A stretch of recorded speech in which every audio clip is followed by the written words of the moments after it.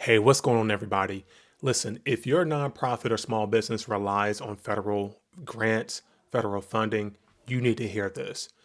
Just yesterday, Trump announced that he is putting a freeze on trillions of dollars of federal grants, and yeah, eye opening. See, but this episode isn't about politics. It's about the future of your funding and the mission that you've been called to. So one thing I want you to know about from today is that in this live, I'm breaking down what's happening, and then most importantly, what you can do to make sure that you're staying ahead and preparing for the future. Let's go ahead and hop into it. All right, y'all. So yesterday, Trump, released a memorandum stating that all federal financial assistance is being put on a freeze. Okay, what does that mean? So if your organization right now is having to submit reimbursements to the federal government to get reimbursed for the funds that you've spent for your programming, for your initiatives, or whatever it may be, you're not going to get reimbursed in that because of the freeze, right? Yes, there are some those that are in court fighting this right now, trying to suspend what he's saying. But again, if we see that his motive is this is about to what's about to happen for you. Additionally, again, the lawmakers are pushing back, but we don't know how much they can push back. Some say that this is, unconstitutional, that this can happen, that is breaking a whole bunch of laws. We will see in the upcoming weeks and how this pans out. But again, this is what's currently happening right now. There's a lot of chatter going on in the space. My coaches are talking about it. My peers that are grant writers are talking about it, how to help their nonprofits pivot. But as I really thought through all of this yesterday, here are some points that I want you to know. Here's some, in this podcast, you're going to learn some things that I've been thinking through and how you can actually pivot during this time. So who is impacted the most with this? So nonprofit community organizations that rely on federal grants, that receive federal funding. I'm actually working with a client now that serves 7 counties in rural North Carolina. And they actually receive federal funds of actual federal mandate to receive funds because large corporations won't come into this area to provide the much needed services. And so there's high potential that the funds that they receive to deliver these much needed services, they'll stop. Actually, just yesterday, and I'm getting ahead of myself, but it's just so many things I want to unpack in a very short time for you guys. But yeah, schools, universities, your local governments, all these institutions are impacted by this, right? If you're a faith-based organization, you're receiving federal support. We saw, 2 weeks ago that he cut some of those initiatives that were put in place. This affects you as well.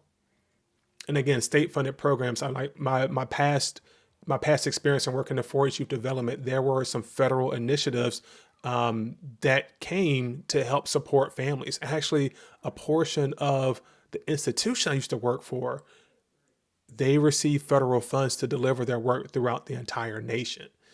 And when those dollars are stopped, I'm thinking about the impact that people like me are about to experience, right? So the big question, and this is what I was thinking all day yesterday. What can you do next? What can we do next? Right? So the first things that pops in my mind, and actually what we did internally with the group I'm working with, is that one, we analyzed all of our grants. Okay. Which ones are being funded by federal resources? Have we received all those dollars? How much remaining do we have, to receive from that?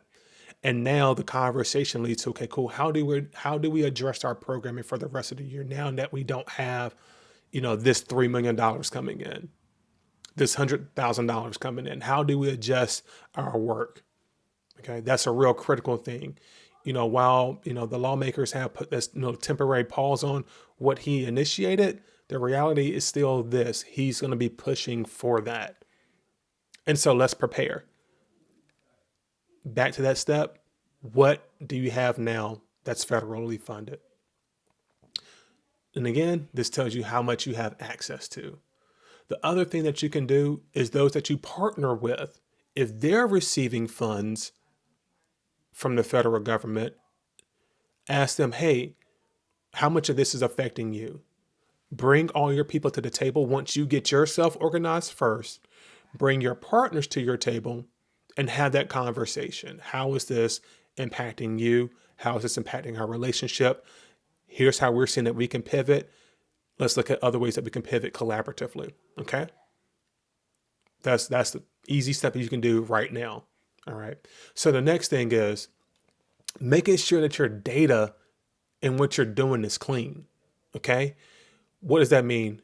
In my workshops, I teach the importance of having evaluations and collecting data with everything that you're doing. Now you can go fight the fight with data, not just saying, hey, we're doing this great work. People's lives are being changed. There's some storytelling. Look, they're looking at, the language that we're hearing. They're looking at merit-based opportunities, right? So if you think, it's talking about, contracting and things of that nature.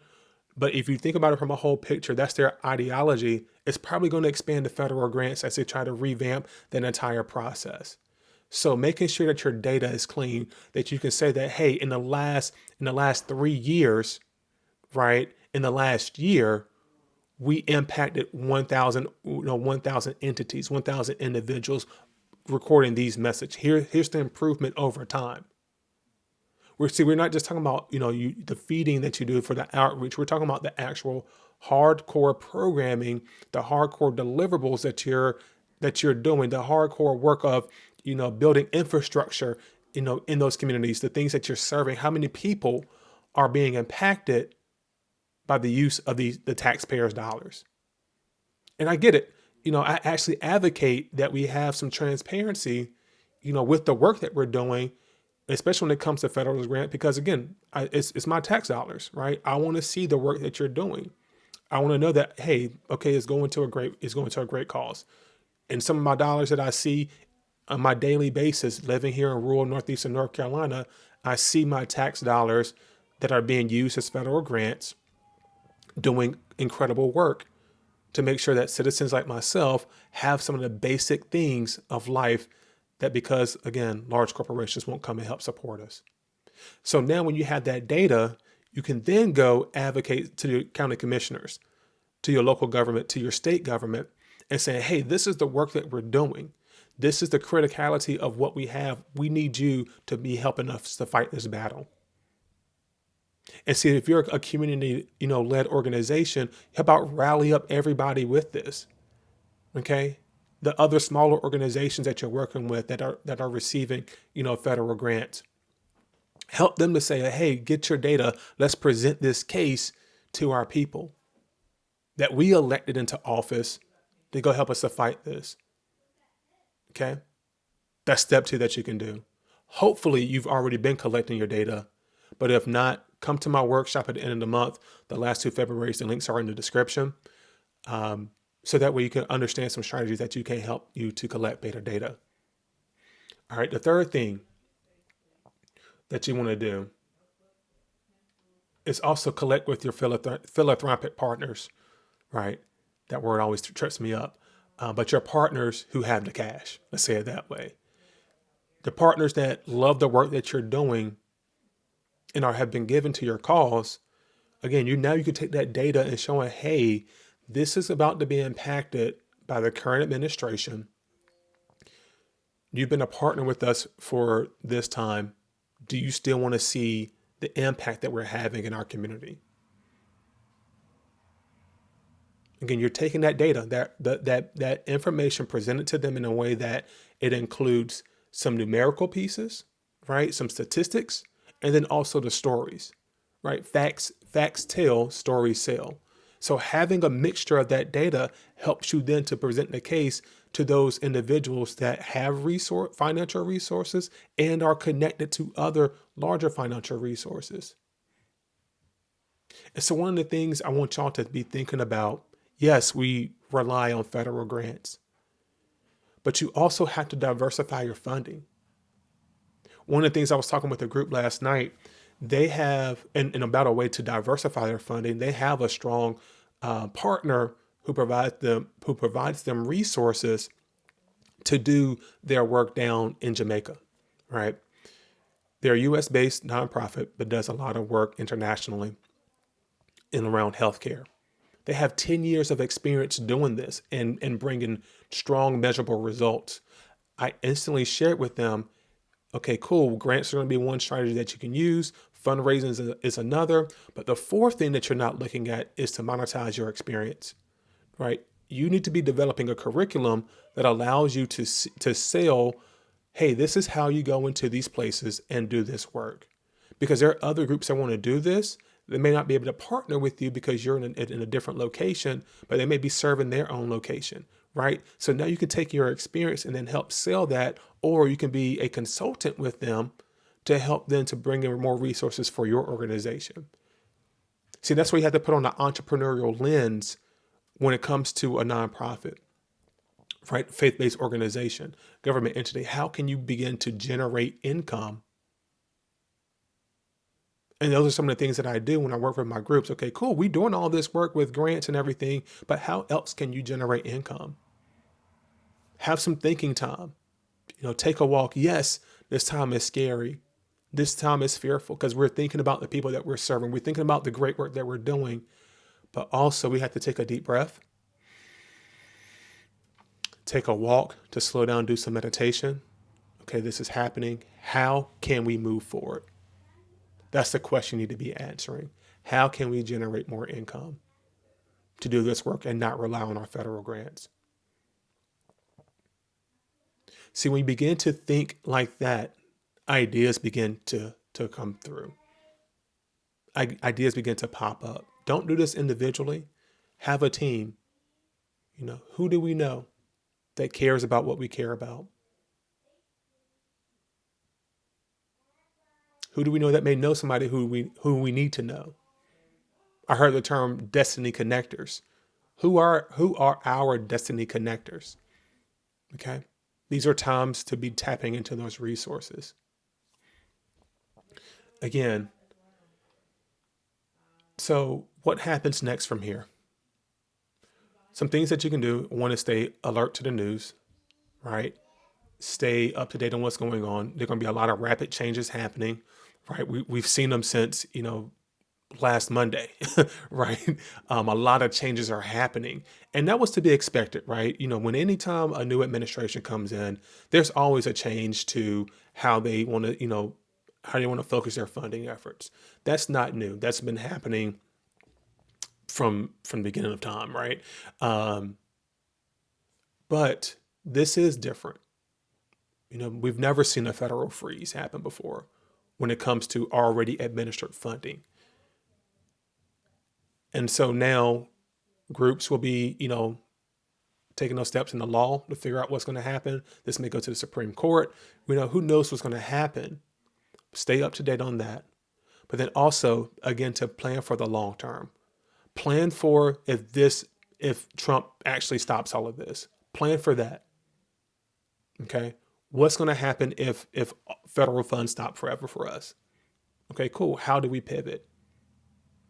How do we need to change our language to look at different funders for our grants this year, in the next 4 years, right? If you solely depend on federal grants, that is a big red flag. Look at your private foundations. Look at your public foundations. Look at corporations. They grant out dollars as well, too. Look at sponsorships. Look at all the different ways that you begin to generate income. Some things that I'm expecting and probably we will see is that new funders may come up into the space now to help fill those gaps. New opportunities, new people who said, you know what, we don't like this. We love the work that these groups were doing. We still need to help support this because there are some people with money out here, okay, in your local community. And they still want to see the amazing efforts that have been happening. But once they know that, hey, we can't do this anymore because of, but here's what we've done, presenting that data, they now may be more likely to help support and fund you. All right, guys, this was a short, short snippet. I wanted to get this out. It was on my mind all day yesterday, thinking about, what I needed to share with you all. But again, the three things that I want you to know. First, review all your current grants. Okay. Identify all those federal funding sources and also with your partners. Step one.